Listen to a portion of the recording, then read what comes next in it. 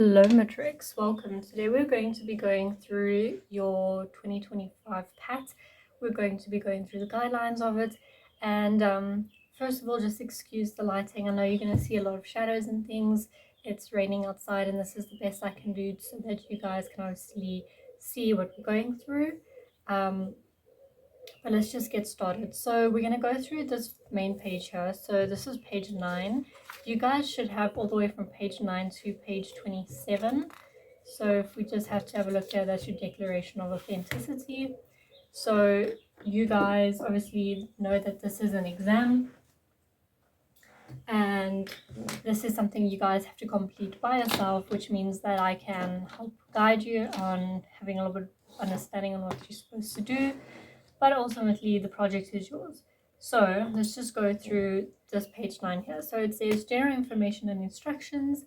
The EGD PAT is a compulsory national formal assessment task that contributes 33.33% towards your national senior certificate examination mark.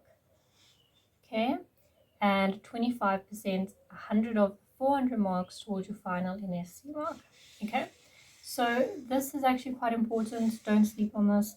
This means that your PAT is quite important. It may not seem like a lot percentage wise, but it is actually a lot. And you know, sometimes marks can make or break what you want to achieve. Okay, and then it says this document contains 2 PAT sections, Part 1, which is a civil design project, and Part 2, a mechanical design project. Today we're going to be, or what I'm going to be going through is the civil design project, because that's what the majority tend to go towards. And it says you, the learner, with the guidance of your teacher, must select and complete only one of the PAT tasks contained. So basically, you have to either pick civil or mechanical. You cannot do both. Okay. All the presentation requirements of the selected PAT must be strictly adhered to, and with the exception of the research component, must be completed at school under the supervision of your teacher. So basically, that is to prevent cheating or to prevent you from getting someone else to complete your PAT as what am I trying to say? Because it is obviously important for you to know that this is an exam. So you have to do it, okay? Although the sharing of knowledge and ideas is permissible, none of the presentations may be shared or copied. The entire PAT must be completed individually, and all presentations, including the front page, index, table of contents, management plan, tables, drawing sheet preparation, etc., must be your own original work. Okay. The PAT must be of an appropriate higher order grade 12 complexity. That means that you have to be drawing this at a grade 12 standard, okay? You can't be drawing this like you've just started EGD. There needs to be some level of professionalism is not the word, but there needs to be a level of maturity in your work. We need to see that you know that you are a grade 12 student. So that is important to keep in mind. And then it says all freehand drawings and instrument drawings must be prepared in pencil. So obviously you got to do everything in pencil. I just want to see at what point it breaks off. So I'm going to slide it up for now. Okay. All freehand drawings, okay, must be prepared in pencil. That's important for you to note as well.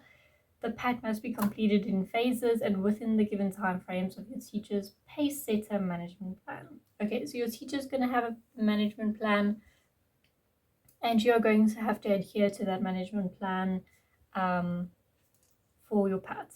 Okay, the PAT will be assessed according to the relevant assessment criteria and checklists which are included in this PAT document. So you can actually have a look at the back here. I think it's just before the declaration, but you can see that there's a checklist for the mechanical PAT as well for your civil PAT as well. There'll be a declaration. This is, I think, your mechanical PAT. Here's your civil PAT, so you can see the checklist. So it's important to sort of read those and go through those, because they can obviously give you a lot of information about what is expected of you. Okay, the relevant 22, okay, that's what we've just said. And you need to provide clear evidence of your own continuous self-evaluation, and meeting the deadlines for the development of the PAT. Just prior to this final submission, to complete your patch, you must complete and sign the Declaration of Authenticity. That's important. That's basically you saying that this is your own patch and you are acknowledging that it's your own work. Okay, only the 2025 summative assessment sheet on page 26 of this document, your completed and signed Declaration of Authenticity, your completed 2025 assessment criteria and checklist with all your own prepared presentations must be included in the correct sequence in your PAT file portfolio. Okay, so that's pretty important to read too. Okay, you are not permitted to use any of the photographs, pictures, and/or websites contained in this PAT document. So basically, whatever's in this document you may not use. You need to do the research yourself. Untidy and messy work, as well as a late submission of presentation requirements, will be penalized. Okay, so far that's pretty straightforward. Now we're going to flip the page over and we're basically just going to go through the scenario, and then the rest we'll start to discuss phase 1. Okay. So it says here, scenario. In a town with a relatively new and developing suburb, a need has arisen to build a bed and breakfast facility to make provision for the ever-growing demand by business people who need to stay over. The houses in the suburb area are of a modern design and all new houses need to fit in with the design style. You have been tasked by a client to submit a design solution for a proposed new house that will be used as a bread and breakfast facility, which will forthwith simply be referred to as the building on stand 1176. Okay. The building must be a single-story brick structure with a modern design with a shape that will require a hip and valley designed roof. The building must cover an area of no more than 215 meters squared. The roof must have 400 millimeter overhangs finished with fascia boards, gutters, and rainwater downpipes on all sides, and the roof covering must be IBR roof sheeting. All the rooms, including the lounge, dining room, kitchen, and bathrooms, must have appropriately sized aluminium frame windows that will let in sufficient natural light. As the suburb in which the building is situated is prone to flooding, a set of 4 standard steps must lead up to a 2-meter wide uncovered veranda, which must be an extension of the concrete floor slab running the full length of the front of the building, with modern glass balustrades on all sides. Leading off the veranda must be a modern-sized pivot entrance door that opens into a reception area where the guests will check in and out. Adjoining the reception area must be a 40 meter square lounge where guests can sit and relax in the evenings in front of a built-in fireplace. Okay, and then let's just shift it over so that you guys can see the rest. Perfect. Okay. Included in the building must be a separate kitchen that adjoins the dining room. The kitchen must be a minimum of 18 meters squared with sufficient built-in cupboards and work surfaces. The space must be allocated for a fridge, a stove, and a dishwasher. There must be a door from the kitchen leading to the outside and another leading from the kitchen into the dining room. The dining room must have sufficient space for 4 small tables, each with 2 chairs and a long serving table for displaying the breakfast items in the morning. 2 plastic water tanks, each between 2,000 and 3,000 liters, must be placed against one of the side walls of the building for the harvesting of rainwater. There must be 3 equal-sized bedrooms, each with its own ensuite bathroom. The maximum size for the bedrooms, including the ensuite bathroom, is 38 meters squared. In each bedroom, there must be a double bed, a built-in cupboard, a small desk, and a comfortable chair. All the ensuite bathrooms must have a toilet, a wash basin, a bath, and a shower. There must be sufficient electrical lighting and switch socket outlets in all the bedrooms, the kitchen, the lounge, the dining room, and the reception area. There must also be sufficient electrical lighting in each bathroom, and for the veranda. Included in the design must be a motor vehicle entrance off Honeysuckle Street and driveways with paved surfaces, with one leading to a separate 5,500 by 5,500 double garage situated at the back of the building. The garage is therefore not included in the 215 meters squared floor area, obviously, nor attached to the building. A parking area with 2 parking bays that make provision for visitors must be situated near the entrance to the building. The site has never been built before and would need to be cleared of any invasive vegetation and vegetation that will not be required. or sewage and wastewater from the building must be connected to a manhole on the municipal sewage line on Honeysuckle Street. The client requires the project completed and ready for business in 15 months' time. Okay, so that is your scenario. And then if we had to bring page back down, you'll see you have been given a site plan, and then you have got phase 1. So we are briefly going to go through phase 1 today, just so that you get a little bit of a better understanding. I don't know if we'll finish it today, but we will go through it so that you guys have an understanding of what is required of you. Okay, so starting off, it says analyze the given scenario and formulate a design brief in 2 paragraphs. Okay, so you guys will know from grade 11 and grade 10 that your design brief always has 2 paragraphs, and it's pretty straightforward of what is expected of you, so this won't be super difficult. You guys just obviously need to really think about what you've done in the past, and you should be good to go. Okay, so it says the first paragraph must, in your own words, give a brief background to the project. Okay, first paragraph, give a brief background to the project, as well as a comprehensive description of what has to be designed. Okay, this is a very easy paragraph to write because all you have to do is look at your scenario and you can pretty much talk about what the project is, which is obviously the background, and provide a description of what has to be designed. Okay, so that's really going to be super easy. That's something you guys have to do by yourself. So obviously I'm just giving you guidelines in case you are not understanding. Okay, the second paragraph must, in your own words, give a clear overview of your role in the project, as well as a description of the complete design process that you're going to follow to complete this project.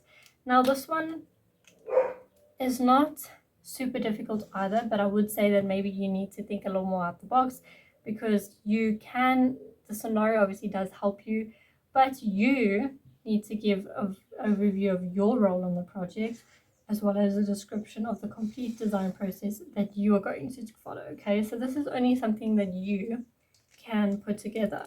Nobody else can do that. But again, it is super easy, because if you're designing the project, it's pretty simple for you to realize that you are the architect. Okay, so that's like the first thing you need to know. Okay, from the scenario in your teacher's management plan, include the following as part of the design brief.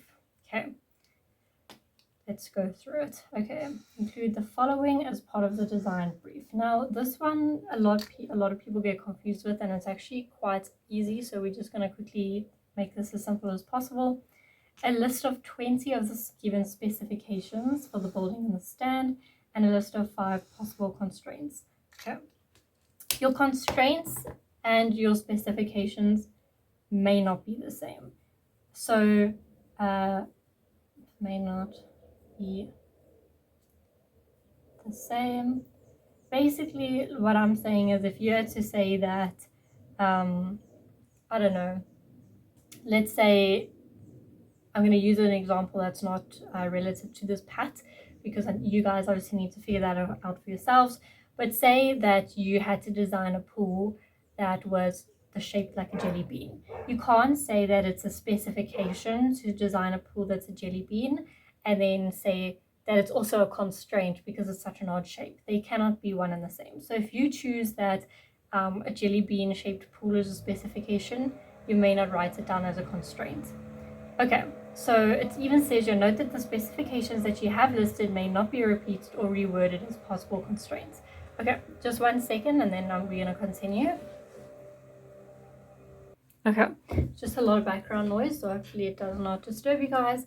Okay, and then specifications are basically things that have to be done, like they are requirements. I am going to stick up the actual definition of it on screen, so that if you guys are not 100% sure, you can obviously read the definition and you should be good to go. And constraints are things that hinder your design process, so they make things a little bit more difficult for you. That would be a constraint. Okay, your own management plan that specifies target dates for the completion of each presentation or requirement. Your teacher is going to have a management plan, but based off of your teacher's management plan, you're going to have to work on your own management plan. Okay, and then it says conduct research on the following topics. 5 examples, including construction detail of a modern oversized pivoted front doors.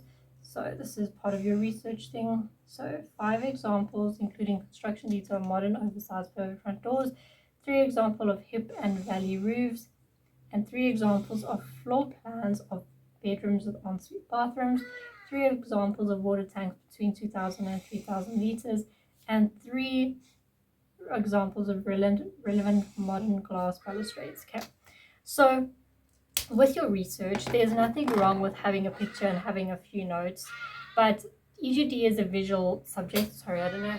I think you guys can see. Yeah, EGD is a visual subject, so it is important for you to obviously use as many pictures as possible. You can obviously see they want examples, and examples will obviously be images. Okay, so these images you can find at different places. You can find them on Google, you can find them on Pinterest. Pinterest has some really good examples, so I'm just going to give that to you as an example to go look. And there are many other places. I know like some people find some really interesting things on Instagram and stuff like that, but it's important for you to keep note of where these come from, okay, because you're going to have to stick that in your bibliography. Keep note of where these come from. My apologies. Yeah, because they're not your own and you need to show them in your bibliography or your references where you got these pictures from. Okay, so keep that in mind, that when you're saving them, don't just save them and try to look for your or look for it again later to try and reference it. You're not going to be successful. As you get it down, get all the information you need with it. Okay, alrighty, and then we are going to just go on to this part here with the research, and then I think we're going to stop there for today because I want these videos to just be, sorry, my apologies, easy for you to sort of go through and not be too long and tedious.